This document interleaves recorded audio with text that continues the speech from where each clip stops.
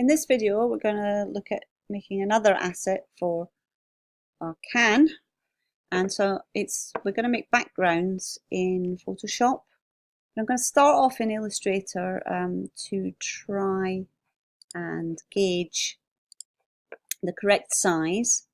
So first of all, this is the template for the can that I'm going to design and encourage you to have a go at. And we want to work in the space where the artwork exists. Cans are different to some of the things that we've been doing in that they don't really have a bleed. We need to work within the boundaries because it's going to get either sprayed directly onto the can or put onto a sleeve. So we don't have option for error. And initially what I'm going to do is I'm going to switch off snapping so that I can intersect directly up here and draw a rectangle the exact size of the artwork that I need to do. I'll just colour it so you can see it. Then I'm just simply going to copy it, and that's going to be copied onto the clipboard. Don't need Illustrator anymore. I'm going to go over to Photoshop and I'm going to create a new document. Now you can see it offers me the clipboard with the exact size that we're drawing. You have to remember though that we're working between two software that work very differently. Illustrator is vector and Photoshop is raster. So we want to get out of pixels, move into millimeters, and then raise the resolution to 300. Depending on how you want to make your background, you actually could even increase the size. So long as the ratio is the same, then it will fit. So if you want more detail or higher resolution, you can do that here. Or when you've made the document, you can go into image size and resize it and keep the same ratio. Don't make it smaller, but you can make it bigger. We need to work in RGB because we're going to be working with filters and adjustments, and so we need access to everything that RGB allows us. Background is fine, we're going to leave it white. Once I've selected RGB, I can change the working space. Now the reason I want to do that is at the moment this is sRGB, S for screen. It's screen based. There's nothing wrong with it, but if I change it to Adobe RGB 1998, that's a much broader spectrum of color and it's more reliable for print. So whilst I'm working on the screen and I'm creating assets for screen-based stuff, sRGB is fine, but a very reliable and well-used color profile is Adobe RGB 1998, and that's used for things that we know we're going to print. Okay, you won't have access to it if you don't swap RGB to RGB up here. If you have a look, you'll also see there's lots of other stuff in there. So it goes on forever. There's all sorts of stuff for television and blah, blah, blah. So whoever you're working for will know what particular color profile they want to work in. If they don't, then choose RGB for print, and you can choose working sRGB for screen. They are working profiles and it's just for the screen. Okay, and I'm going to say create. If you forgot to do it, you can change the profile. You can convert to the profile here. So you can see there's my profile.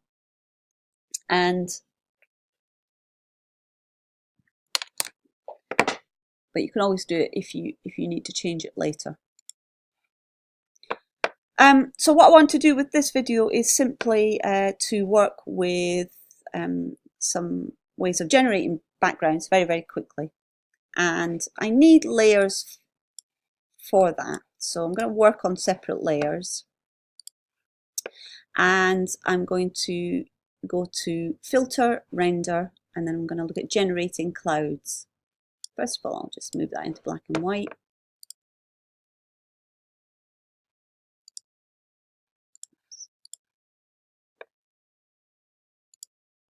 So you'll get a unique spread of clouds every time you do it. So if I do it again, it gives me a unique set. So there's never any two generated the same. The colours are based on what's in your colour picker. So if I change the colours, so I can either go wild, and every time I do this, I'm creating a new one. I'm not working on top of the previous one. Okay. So you could be wild, or you could do something a bit more subtle. Not that those colours are very subtle. Oof, let's tone it down a bit.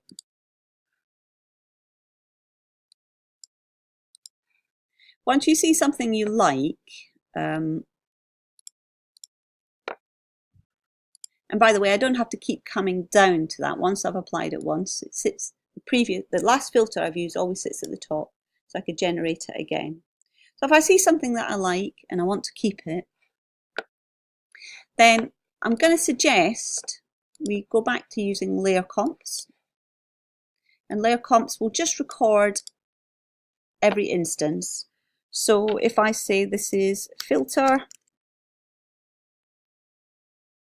render,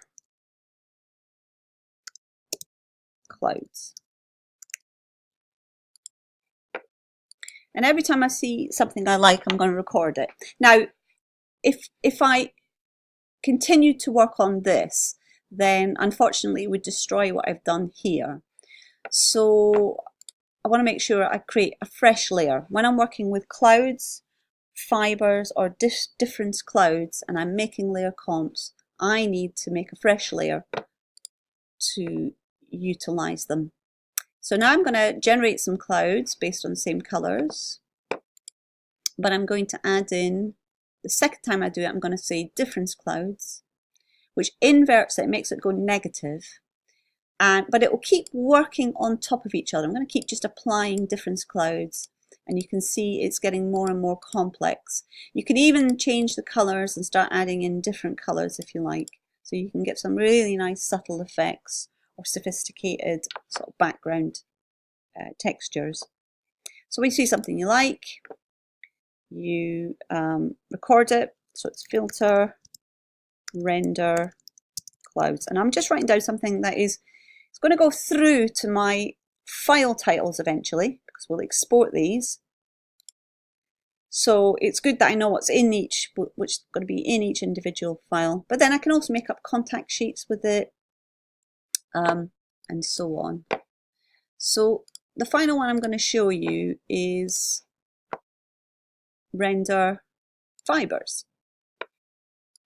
And again, they're based on the two colors that are in my color picker.